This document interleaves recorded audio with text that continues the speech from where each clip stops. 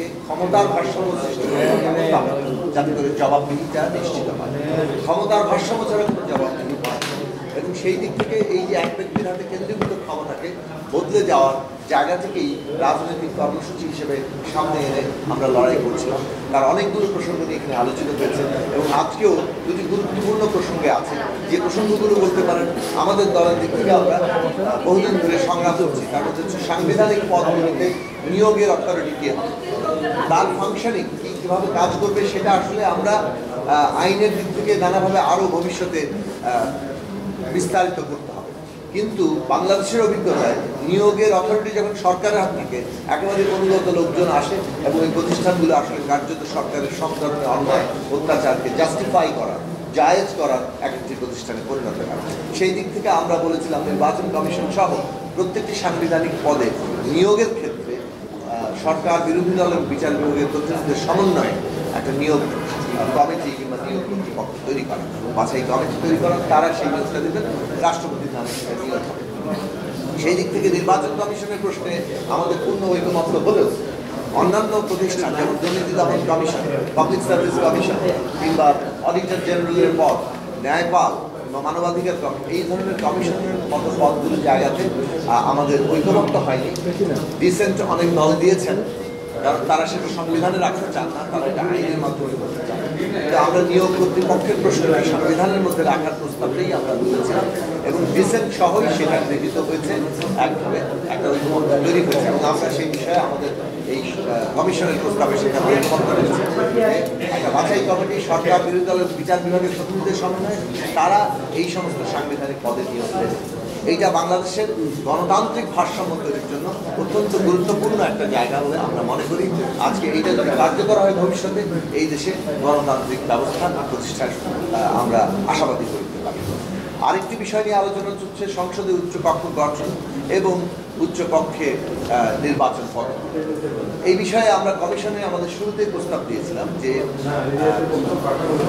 একটা প্রতিনিধিত্বের যদি একই রকম হয় যে নিচে যা তাই উপরে আসন অনুপাতে, তাহলে এটা একটা রেপ্লিকার মতো হয় এবং এটার আসলে কার্যত প্রয়োজনীয়তা থাকে না, কারণ নিচে যাই হবে তাই উপরে সেভাবে পাশ হয়ে যাবে, কেবলমাত্র কিছু আলোচনা হতে পারে। ফলে এই আলোচনার জায়গাটাই একমাত্র করলে এই বিষয়টি আরো মানে যথাযথভাবে জনগণের প্রত্যাশা কার্যকর ক্ষমতার ভারসাম্য তৈরি করতে সহায়ক হবে। সে কারণে আমরা আমাদের কমিশনের কাছে প্রস্তাবে বলেছিলাম যে অন্ততপক্ষে উচ্চকক্ষে সংখ্যানুপাতিক প্রাপ্ত ভোটের ভিত্তিতে যদি প্রতিনিধিত্ব হয় তাহলে একটা ন্যূনতম চেকস এন্ড ব্যালেন্স থাকে। এক, দুই হচ্ছে যে উচ্চকক্ষে অন্ততপক্ষে সংবিধান সংশোধনের প্রশ্নটিকে নিয়ে আসা হবে এবং সেখানে কমিশন প্রস্তাব করছে যে সিম্পল মেজরিটিতে সংবিধান সংশোধন সেখানে পাশ হতে হবে। এইটুকু থাকলে যে জায়গাটা অন্তত তৈরি হয় যে সংবিধান নিয়ে আমাদের এখানে যে বিপুল একটা মানে গণবিরোধী তৎপরতা আমরা দেখেছি, সেই গণবিরোধী তৎপরতা অনেকাংশেই বন্ধ করার একটা ক্ষেত্র প্রস্তুত হবে।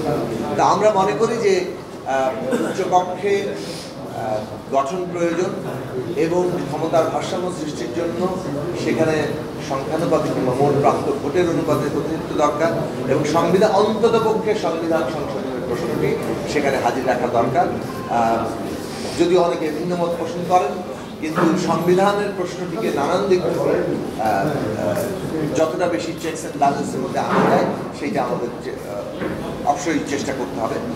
আমরা যে জায়গাটা মনে করি যে উচ্চকক্ষ যেহেতু প্রাপ্ত ভোটের অনুপাতে যে কথাটা আলোচনা হওয়া দরকার যে এই যে উচ্চকক্ষের সদস্য, যদি এটা কমিশন রিপোর্টে আনে, কিন্তু এই জিনিসটি খুব জরুরি বিষয় হিসাবে আলোচনার দাবি রাখে যে উচ্চকক্ষের সদস্যরাও 300 আসনের যখন পার্লামেন্ট নির্বাচন অথবা যে নির্দিষ্ট নির্ধারিত আসনের নিম্নকক্ষের নির্বাচন, সেই নির্বাচনের সময় উচ্চকক্ষে যারা ভবিষ্যতে প্রতিনিধিত্ব হবেন তাদের নামের তালিকা অর্থাৎ 100 জনের নামের তালিকার প্রস্তাব ওই নিম্নকক্ষের নির্বাচনের সময় হাজির করা দরকার, যাতে করে জনগণ জানেন যে উচ্চকক্ষের সদস্য ভবিষ্যতে কারা হয়।